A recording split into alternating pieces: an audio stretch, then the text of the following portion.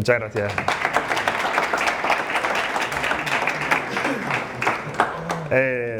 Para mí es un placer estar aquí, la verdad es que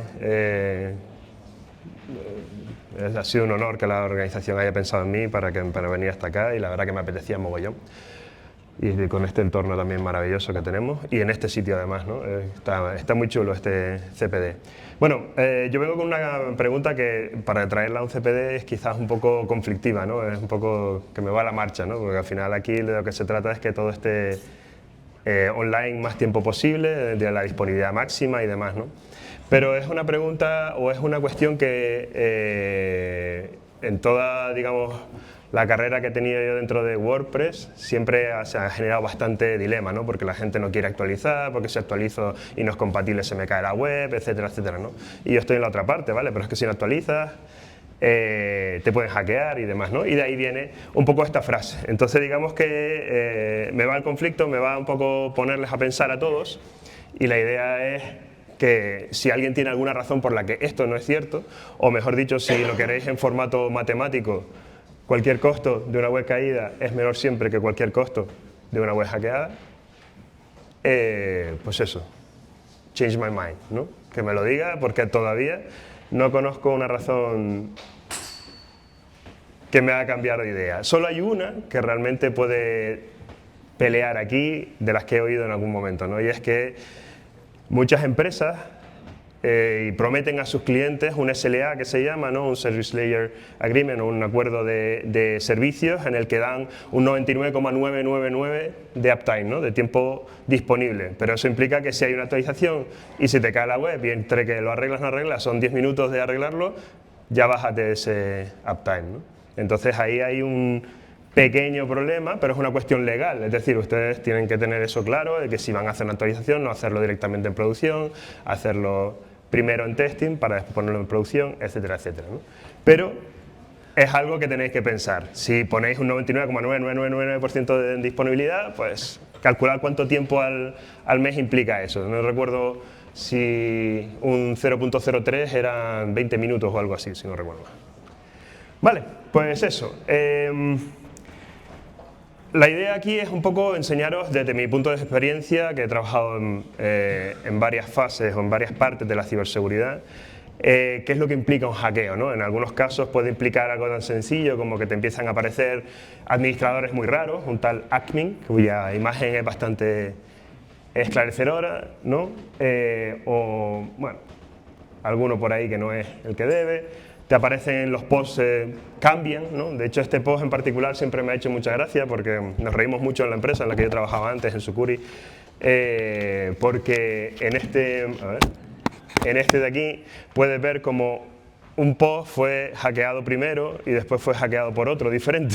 O sea que hay como una especie de guerra de hackers, ¿no? Aquí también eso es importante porque eso nos enseña que una web hackeada, por regla general, se comparte dentro de las redes oscuras, y entonces otros hackers hackean las que ya han hackeado, ¿vale? O las reutilizan, ¿vale? Como plataforma de ataques y demás, ¿no? En este caso vemos que tal bala sniper y el tal general pues tienen ahí como un pique a ver cuántas tienen entre ellos, ¿no? Puede ser que tu página web, tu página principal se parezca a algo de esto, ¿no? De repente pasa de ser un sitio de venta de comida de gatitos a, pues, hablar de Siria o de lo que sea. Algunas son un poco ya antiguas, ¿no? Pero yo que ya tengo ya un tiempillo. O de repente te preguntes si estás metido en el mundo de la droga porque empiezas a vender Viagra, en una página que en este caso es de diseño web, ¿vale? En fin, pueden pasarte muchas cosas. También, si eres un poco curioso, si te gusta un poco el tema de administración de sistemas, o me parece que hay por aquí alumnos, ¿no? de aplicaciones web multiplataformas o alguna cosa de estas, ¿no? Si entráis un poquito en la parte de los ficheros, de repente empezáis a ver que en la parte de los plugins veis unos plugins con unos nombres muy raros, entre otros uno que parece que está hablando de Joomla en WordPress, y si entramos resulta que te nombra Akismet, pero qué conchales es esto, ¿no? Y empiezas a tirar de la manta y empiezas a ver que el tal Akismet PHP realmente era una backdoor que se metía en este sistema en particular y lo está utilizando como plataforma de ataque.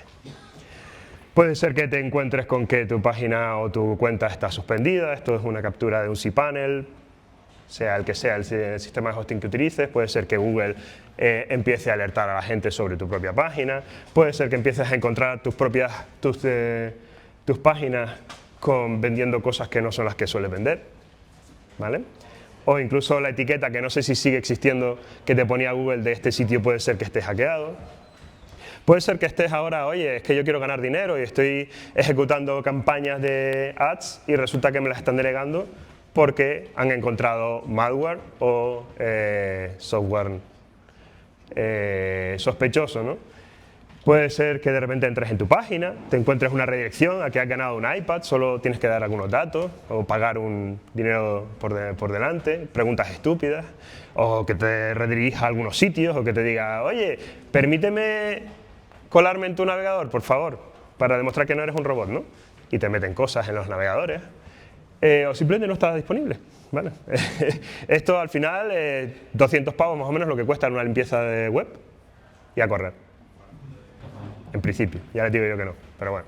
En principio, por lo menos para volver a que funcione limpia, eso son 200 pavos. Pero es que también puede ocurrir esto, que te metan un ransomware o que se lo metan a alguien por tu culpa, a través de tu página, y tengan que pagarlo. Puede ser que cierres tu empresa, estamos hablando de una empresa de hosting europeo que en 2023 tuvo que cerrar completa porque hicieron un ransomware que incluso encriptó las propias copias de seguridad. Puede ser que te haga una visita a la policía. Esto es bastante habitual, yo lo he visto, ¿vale? Puede ser que tengas que mandarle a todos tus clientes una carta de la GDPR diciendo, mire, lo siento mucho, pero sus datos se han filtrado, ¿no? O puede ser que te manden una multa desde la GDPR directamente, ¿vale? Esto es una captura que hice hace un par de días. Y aquí, si lo veis, la empresa esta, que debe ser que no la conocéis ninguno, ya le han hecho una multa por 80.000 pavos por no cumplir el artículo 32 de la GDPR, que según esto no tiene información, o sea, medidas técnicas y de organización para asegurar la información de la seguridad de la información, ¿vale? Esto lo podéis encontrar en esta página, Enforcement Tracker, lo pueden ver ahora mismo si queréis en el móvil, ahí podéis filtrar. Yo he filtrado por España, pero si no filtráis por ahí podéis ver las multas que le ha puesto Europa a Meta, que le ha puesto a TikTok, para aquellos que usáis TikTok, y a muchas empresas muy conocidas. Las multas pueden ir desde 1.500 millones, como se le puso a Meta hace un par de años, hasta, en este caso, si lo veis, pues 600 pavos a un gestor de propiedades, ¿vale? Incluso veréis que a personas privadas, que no hace falta que sean empresas, ¿vale? Y claro, en ese caso ya no son 200 pavos y a correr, ahora ya es mucho dinero y posiblemente el cierre de tu empresa. Estamos hablando de que el 60 y pico %, si no recuerdo mal, de las empresas que reciben un ataque de ransomware cierran, ¿vale? Entonces, ¿no? Dice, hostia, esto es un poco más delicado de lo que me planteaba, ¿no? Puede ser una cuestión reputacional, puede ser que tu página la han usado por un ataque como plataforma de ataque, o puedes verte con multas tal de la GDPR. Luego hablaremos de algunas otras, ¿no? Entonces, ¿qué es lo que ha pasado, no? Esto de ciberseguridad, ¿qué es lo que es, no? Esto es una frase que me gusta poner siempre en inglés, no sé si qué tal vais con el inglés, pero básicamente este señor, que era, ya no lo es, el jefe ejecutivo de CISO, decía en el forum, en el Economic Forum, que hay dos tipos de empresas, aquellas a las que les han hackeado y aquellas que todavía no saben que les han hackeado, ¿vale? Así está el panorama. El 94, si no recuerdo mal, el 94% de las SME han recibido ataques de hackeo en los últimos 2 años, ¿vale? El 94%. Y eso es los que lo saben. Vale, pero ¿de quiénes, no? Pues de los famosos hackers. ¿Pero qué es un hacker? Y esto es una cuestión mía personal. Tengo una vendetta contra el uso de la palabra hacker. Esto es un hacker. Una persona curiosa que va más allá de los límites al convencionalismo. Eso es un hacker, ¿vale? Yo no sé si soy muy viejo, pero este era un hacker muy conocido, ¿vale? Si para aquellos que son un poco más nuevos les pongo la versión más nueva, que no la he visto, pero por lo visto está. El que hace esto es un hacker, ¿vale? Y 40.000 vídeos que os vais a encontrar en TikTok, en Instagram y demás y tal, que hacen exactamente cosas de este estilo. Una Coca-Cola que no estaba pensada para eso, con un motorcillo, y lo convierten en otra cosa. Eso es hackear, ¿de acuerdo? Entonces, podemos hablar de muchos hackers a lo largo de la historia, desde Tales de Mileto, Edison, Da Vinci, Arquímedes con su famoso Eureka, Marie Curie, Heidi Lamar, en fin, la lista es enorme, ¿vale? Mujeres, hombres de todas las partes de la historia. Entonces, ¿a qué llamamos hacker realmente, ¿vale? O cómo deberíamos llamar a los hackers, ¿vale? El que nos interesa es el hacker informático cuyo objetivo es enriquecerse, ¿vale? O ganar en un juego de suma cero, es decir, lo que yo gano es lo que tú pierdes, ¿vale? Aquí se le llama ciberterrorista o normalmente el atacante, ¿de acuerdo? Así que si queréis llamarle hacker malicioso, llamarle atacante, llamarle ciberterrorista, llamarle capullo, lo que queráis, pero hacker, por favor, utilizarlo de manera positiva. Vale, hablamos de ciberseguridad, pero ¿qué es la ciberseguridad? La ciberseguridad, la mayoría de la gente piensa que es eso de vamos a hackear Facebook, voy a conseguir acceder a este programa sin pagar la licencia y demás y tal, ¿no? Eso es el craqueo conocido y tal, o el pentesting, de testeo de penetration, ¿no? De penetración en los sistemas y demás, pero eso es una pequeñísima parte de lo que es la ciberseguridad. La ciberseguridad es un mundo entero y yo siempre intento que la gente entienda que la ciberseguridad es como la seguridad física y es exactamente igual en realidad, ¿no? Tú cuando hablas de la policía, uno siempre tiene en la cabeza el tío que va por la calle, ¿no? Con el coche o lo que sea, pero incluso ese tiene muchas funciones. Está el de tráfico, está el de operaciones especiales, está el de no sé qué. Bueno, igual en la ciberseguridad. Hay muchísimos campos, ¿vale? El de pentesting y demás es solo un pequeño campo de uno de los 8 dominios de la ciberseguridad, ¿de acuerdo? Para que os hagáis una idea, y aquellos que estéis interesados en ciberseguridad, vais a encontrar que en ciberseguridad en inglés pueden llamarlo cybersecurity. Ya les adelanto que si no sabéis inglés, lo primero que tenéis que hacer es aprender inglés, porque si no, sin eso no vais a poder avanzar. Pero también lo vais a encontrar mucho con la palabra InfoSec o Information Security, es un acrónimo, ¿de acuerdo? ¿Qué es realmente la ciberseguridad a grandes rasgos, ¿vale? Somos los guardianes de la información. La gente que nos dedicamos a ciberseguridad hacemos que la información sea confidencial, esté íntegra y esté disponible para las personas adecuadas, ¿vale? La CIA Triad, ¿vale? Es lo que tenéis que tener en mente siempre cuando estáis hablando de ciberseguridad. Tenéis que asegurar la confidencialidad, la integridad y la disponibilidad en inglés, ¿vale? Availability.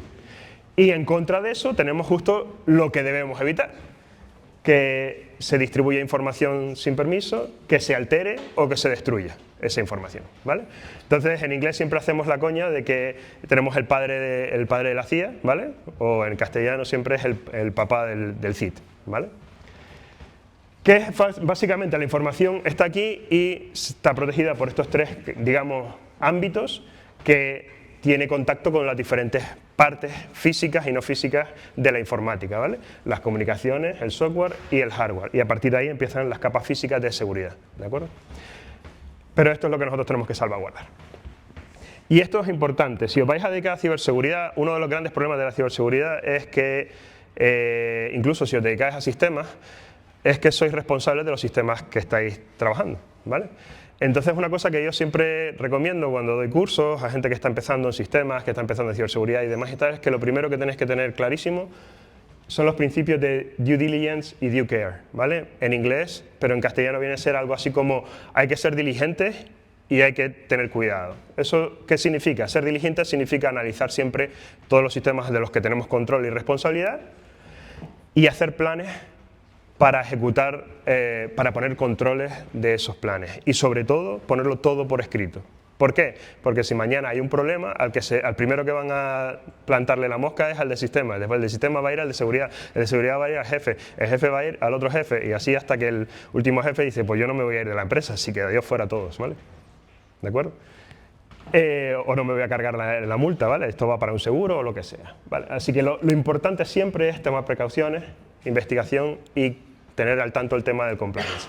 Pero el due diligence y el due care es demostrar que os importa, ¿vale? Investigar y demostrar que os importa es súper importante. En muchos juicios de ciberseguridad intentan cargárselo al tío de sistemas o al tío de seguridad y si está todo por escrito, al final no les pasa nada o la multa se reduce muchísimo. Vale, lo importante, ¿cómo se hackea un WordPress? ¿Vale? Aquí estamos hablando de WordPress y esto me gusta ponerlo porque la gente se piensa que hackear un WordPress es como, no sé, tiene... se hackea del aire o algo de esto, ¿no? Lo importante, lo primero es que tiene que haber una vulnerabilidad. Sin un hueco en la muralla no podemos entrar en el castillo. Entonces, si no existe una vulnerabilidad, no existe el resto. Para que esa vulnerabilidad la podemos aprovechar, está el exploit. A partir de ahí, metemos lo que nos dé la gana. Podemos poner código final, hacer lo que nos dé la gana en el sitio o meter una backdoor y recuperar el acceso posterior. Ya hablarán de eso más adelante. O acceder a los datos. que tenga ese sitio, ¿de acuerdo? Que pueden o no ser relevantes o pueden o no ser sensibles. Lo que es importante aquí para mí en esta presentación es separar mucho qué es el pre y el post, ¿vale? Qué es lo que es proactivo, qué es lo que hacemos antes de que ocurra nada y qué es lo que hacemos después, cuando ya ha ocurrido, ¿de acuerdo? Así que antes de contarles un poco eso, voy a darle algunos números para que empecéis a llorar todos un poquito, ¿vale? En 2025, en lo que llevamos de 2025, todavía no ha terminado, ya se han declarado 9.883 vulnerabilidades. Solo en WordPress. Solo en WordPress, 9.800. De las 33.000 que ya llevamos en toda la historia desde que se hacen registros de vulnerabilidades en WordPress, ¿vale? Estamos hablando de casi un porcentaje muy alto. Estas son algunas de las últimas descubiertas. No sé si alguno de estos nombres os suena. Yo apuesto que si habéis manejado un poco de WordPress, este y este lo conocéis bastante bien, ¿vale?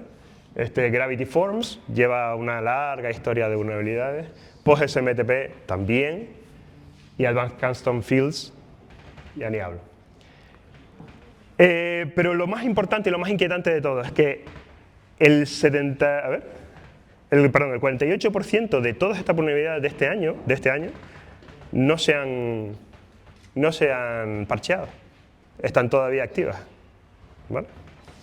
Solo el 52% se han podido parchear. Algunos otros datos. De todas esas vulnerabilidades, un gran porcentaje no tiene un gran impacto, puede ser que a lo mejor permita modificar alguna cosilla o lo que sea, o exfiltre algunos datos, pero al menos un 20% de esas son muy alta incidencia, ¿vale? O críticas, un 8%, ¿de acuerdo? Hay que tener en cuenta que hay una diferencia importante en lo que es la CVSS, o la severidad de ese ataque, a cuánto de fácil es explotarla, ¿vale? Porque tú puedes decir, oye, pues si tengo la posibilidad de meter aquí una backdoor, pues puedo hacer lo que me da la gana, esto es una severidad muy alta, pero para yo llegar a hacer eso puede ser bastante complicado. Con lo cual, siempre se separa, ¿no? El valor de la CVSS, el score de la severidad, lo vais a ver en todas las vulnerabilidades, pero es un valor, digamos, de impacto, no es un valor de facilidad de explotación. ¿Cuáles son las más típicas? No sé si os sonarán estos nombres, pero este del cross-site scripting es el más típico de entro en la página y me redirecciona a otra. O me salta lo de, acá no, un iPad, pon aquí y tal, paga 4 euros y recibirás un iPhone gratis, ¿vale? Este es el más típico. Otras vulnerabilidades, Broken Access Control, esto es para entrar directamente en el admin, eso es porque seguramente las contraseñas de usuarios los están reutilizando y pueden entrar, digamos, en el administrador para manejar eso, información expuesta y demás. Estos son datos que he extraído de la empresa en la que trabajo, en Patchstack. Tenemos una parte de estadísticas y ahí las podéis consultar. También tenemos un white paper donde podéis consultar esas. Son del ecosistema entero, pero hay mucha información interesante. Entonces, ¿qué puedo hacer, no? Si yo tengo un WordPress o más o menos quiero meterme un poco a hacerlo, ¿qué puedo hacer, no? Esto es algo que siempre nos reímos mucho, ¿no? Cuando alguien le habla de seguridad a alguien que tiene un WordPress o que tiene un sitio, o que tiene una agencia o que tiene un hosting o lo que sea, pues bueno, dice, venga, va, sí, vamos a instalar no sé qué y tal, pero casi que tienes que racanear cada céntimo, ¿no? Pero en cuanto tienes una brecha de seguridad ya es cuanto quieres, ¿no? Basta ahí a mansalva. Es lo mismo aquí, ¿no? Para los expertos de ciberseguridad en las empresas, mientras más grande, más importante, más nos vemos en esta situación. Tenemos que estar poniendo parches a esa muralla y andar siempre rezando para que todo salga bien. Entonces, volviendo un poco a esto, tenemos una situación pre y una situación post, ¿vale? Así que, ¿qué puedo hacer en el pre? Lo típico, actualizar, parchear y demás. No voy a entrar en demasiados detalles porque hay compañeros que van a hablar un poco de esto posteriori. Actualizar, hacer hardening, parches virtuales on WAF especializados y las copias de seguridad. Que esto es como nuestra salvaguarda, ¿vale? Y siempre pongo lo de probadlas, porque muchas veces hacemos copias de seguridad y después no funcionan o son incompletas, ¿vale? ¿Qué podemos hacer en el post? Es decir, cuando ya nos han metido algo, pues es importante monitorizar para evitar o sea, para lo que llamamos alertas tempranas, ¿vale? Para detecciones rápidas, de alguna manera detectar que efectivamente tenemos algo lo antes posible, antes incluso de que afecte otro tipo de cosas. Pero los logs, la integridad de ficheros, son cosas importantes en este sentido.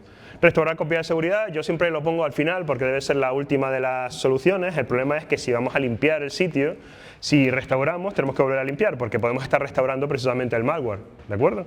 Así que restaurar la copia de seguridad debería ser lo último que deberíamos hacer, pero después de eso tenemos que limpiar otra vez, ¿de acuerdo? Y volver a aplicar las soluciones del pre, que normalmente las del pre, la del pre, no las aplicamos de primera, tenemos una situación, aplicamos todas estas y después empezamos a aplicar las del pre, ¿vale? Por una cuestión de mentalidad. Esto es como las copias de seguridad, solo te acuerdas de ellas cuando las necesitas, ¿vale? ¿Sí? ¿Hasta aquí todo guay? ¿Dudas? Bueno, las planteamos luego. Vale, yo ahora es cuando me pongo serio, porque ahora voy a hablar de regulaciones, ¿vale? Y es la parte, digamos, más aburrida normalmente a la gente, pero es que ahora la cosa está bastante chunga, y no solamente, bueno, chunga o interesante. Yo les recomiendo a todos que le echéis un vistazo porque hay muchísimo negocio en esta parte, ¿vale? Y no tienes por qué ser un experto en ciberseguridad, un técnico de la leche o saber hackear Meta para eso. No voy a hablar mucho de la GDPR, hay otro compañero que va a hablar de la GDPR, pero básicamente es importante diferenciar qué es una brecha de datos, ¿vale? Cuando te hackean un sistema, si no hay una exfiltración de información personal, no es una brecha de datos, ¿vale? Entonces es un incidente de seguridad que no ha afectado a esos datos personales, ya sea porque los han infiltrado, modificado o han tenido acceso de cualquier forma, no es una brecha de seguridad. Por tanto, no es una brecha en los datos. Por lo tanto, la GDPR no se aplica, solo se aplica la GDPR cuando hay brecha en los datos.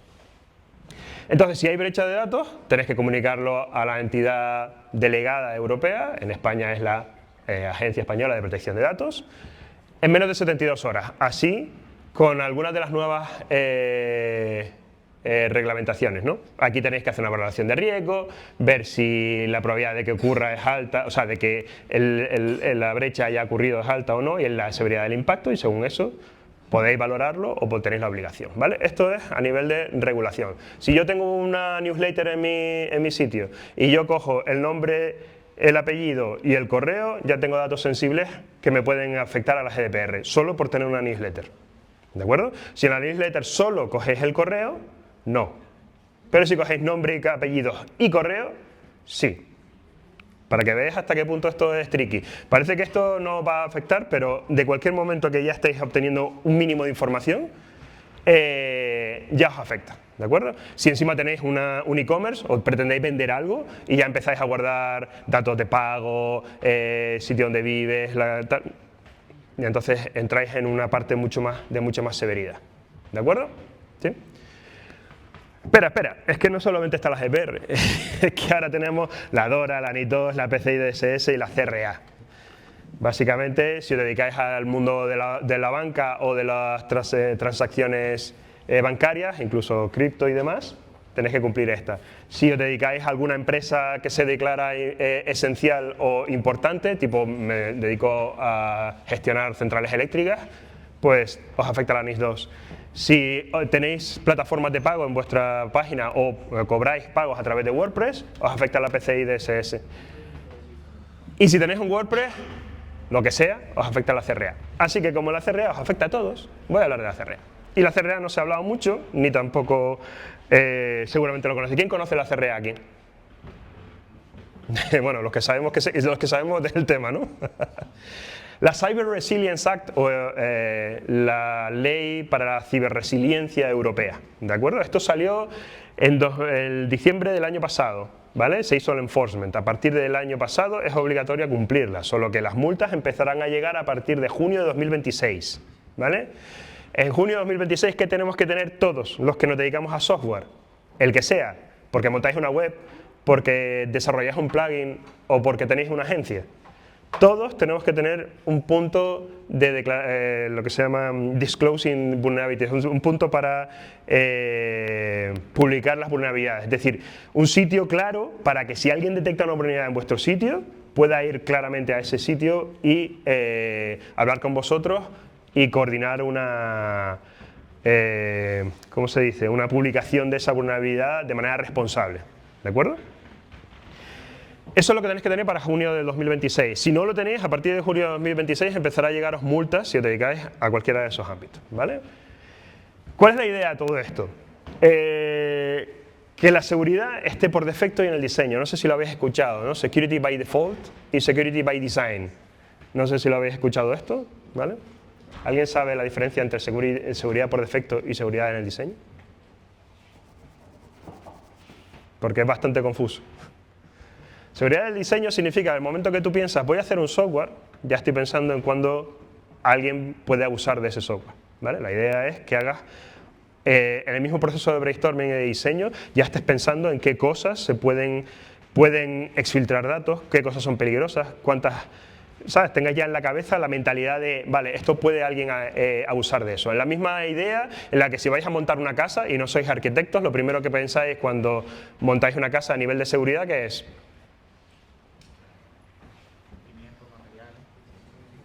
Eso ya es cuando vas a la seguridad del montaje, ¿no? Pero en una casa lo primero es poner una puerta, ¿no? ¿Y a la puerta qué le ponemos? Una cerradura, ¿vale? Pues ya estáis pensando en seguridad. Si no hubiera problemas de seguridad, no pondréis cerradura. Directamente pondréis una puerta para que no entre el aire, se acabó. Pero no pondréis una cerradura, la ponéis porque pensáis ya en seguridad. Pues lo mismo tenéis que pensar a la hora de hacer un software.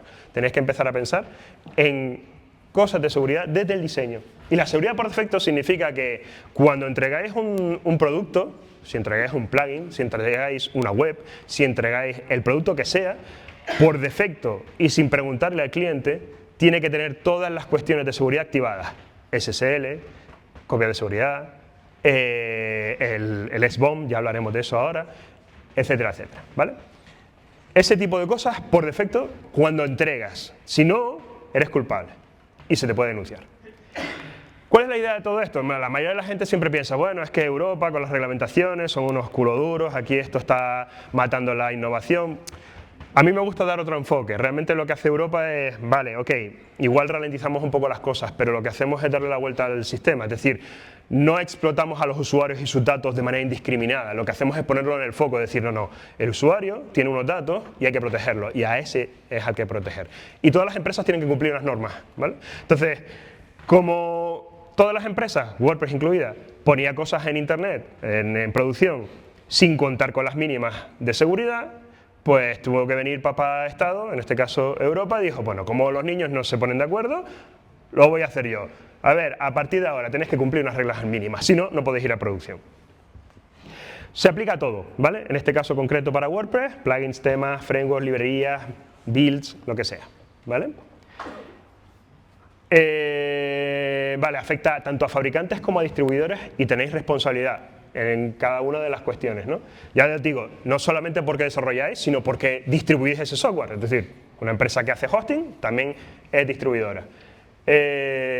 Sobre todo si obtenéis un beneficio económico. Alguien siempre viene con la pregunta de, vale, ¿me puede poner una multa a mí si yo tengo una librería que es open source y la estoy manteniendo con mi tiempo y sin dinero? Pues no, ahí hay una figura que se llama el Open Source Steward, que básicamente es alguien que sí que gana dinero con tu librería, tiene que cumplir que tu librería tiene que tener unas cuestiones de seguridad, entonces como él tiene la responsabilidad y quiere usar tu librería, te va a pagar a ti y él va a ser responsable legal para que tú cubras esas seguridades. Y eso te mola, porque eso a la gente que tiene una librería, que la mantiene con el sudor y su tiempo voluntario, pues puede recibir el apoyo de un steward para que cumpla la empresa que está usando eso, cumpla las normativas de seguridad. Entonces, ¿qué es lo que tenemos que hacer? Una gestión continua de vulnerabilidades, es decir, tenemos que tener, pues eso, tenemos que dedicarnos a cumplir bien el tema de toda la línea de vulnerabilidades, ¿no? Desde el descubrimiento, el parcheo, la divulgación. Descubrimiento, pues el punto central para comunicación. Divulgación, si hay una vulnerabilidad, tenemos que divulgarlo y tenemos que decirlo a todo el mundo, ¿no? El SBOM, el Software Bill of Material, esto es algo que os va a afectar a todos. Tenéis que poner a partir de, esto ya empieza en 2027, una lista de todas las librerías de las que son vuestros software dependientes, ¿vale? Si es WordPress, pues imaginaos la cantidad de librerías que hay. Se dice que hay una media de 104 librerías por cada software que hay en GitHub, ¿vale? Así que tiene que haber una lista, no solamente de la librería, sino además de la versión. Esto ya lo hace NPM, o ya lo hace también Composer, ¿vale? Pero la idea es que también lo hagan las personas que desarrollan, ¿de acuerdo? Que desarrollan el plugin sin más, que no utilizan Composer y demás, ¿de acuerdo? Y las multas son similares a las GDPR. Nos vamos a reír porque no sé si, aquí es que mucho jovencito, pero hace unos añitos hubo un follón porque claro, se puso en enforcement, ¿no? Se puso en obligatoriedad la GDPR, la gente pasó 1 kilo y empezaron a caer multas y entonces todo el mundo se puso nervioso, empezó a llamar a todos los abogados, oye, mi página cumple las normas GDPR, y entonces se creó un negociazo de la leche. Lo mismo se va a crear ahora con la CRA, ¿de acuerdo? Porque van a ser igual de exigentes. ¿Y cosas específicas que tenéis que hacer? Pues mira, no podéis ir a producción si tenéis una vulnerabilidad conocida. Y si lo hacéis, multa al canto. Tenéis que mantener un canal formal de reporte de fallos, que es lo que os hablaba antes, ¿no? Para, si alguien encuentra una vulnerabilidad, poder comunicaros con vosotros. Tenéis que asegurar prácticas de desarrollo, pues tenéis que hacer revisiones de código, usar un sistema de control de versiones, test, hardening. Más o menos hoy en día casi todo el mundo es consciente de esto, pero no siempre. Y bueno, minimizar los riesgos de la supply chain, es decir, con el SBOM, es decir, con el software bill of material, con la lista de todos los ingredientes de vuestro software, podemos ver si hay dependencias y demás. Y esto es interesante, la transparencia y documentación, algo que era muy habitual va a dejar de serlo, que era, ostras, me han descubierto esta vulnerabilidad importante en mi software, pero yo no quiero decirlo muy alto, así que voy a liberar el parche y en el parche pongo de manera muy genérica solución de fixes de bugs, ¿no? Soluciones de bugs, de fallos, ¿no? Y ya está. O solución de fallos de seguridad o mejoras en la seguridad y ya está, ¿no? Ahora por ley tú tienes que poner exactamente cuál es la vulnerabilidad que has solucionado y además debes separar, por un lado, lo que son las actualizaciones de seguridad de lo que son las actualizaciones de características. Así que ahora cuando vayamos a hacer actualizaciones de un software, aunque la actualización sea completa, tenemos que separar lo que es de seguridad de lo que es de características. Incluso en algunos casos os van a obligar a que las actualizaciones sean separadas. ¿Por qué? Porque hay gente que no quiere vuestras nuevas características, lo que quiere es cubrir los parches de seguridad, ¿vale? Esto se usa mucho en Linux, se usa mucho en sistemas operativos, ¿no? Oye, solo quiero las actualizaciones de seguridad, no quiero las actualizaciones nuevas, ¿vale? Pero ahora va a llegar a WordPress, plugins, timers y demás. Vale, un poco el antes y el después, ¿no? Pues antes la seguridad era opcional, cada uno, el desarrollador era responsable de la seguridad y ya está, ¿no? No había obligación de corregir vulnerabilidades, no se sabía de qué ingrediente estaba hecha vuestra tarta y si eres alérgico a alguna, pues te jodes y te mueres. La divulgación de fallos, pues acabo de decir, ¿no? Era bastante irregular y se abandonaban muchos plugins, ¿no? Ahora la idea con la CRA es que la seguridad por defecto y en el diseño sea obligatoria, tienes la obligación legal de parchear o te largas del mercado y además lo anuncias, es decir, oye, no voy a solucionar este parche, muy bien, pues retirado de producción y anuncio en tu página de este software es vulnerable. El SBOM obligatorio, vas a tener que declarar todos los ingredientes de vuestra tarta, ¿vale? La que sea, procesos formales de reporte y menos abandono. ¿Vale? Y esto es lo que viene con la CRA también.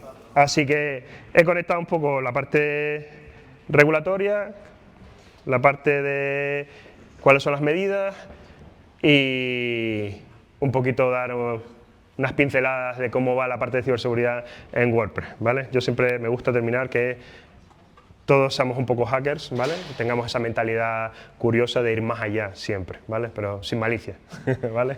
Así que nada, muchas gracias.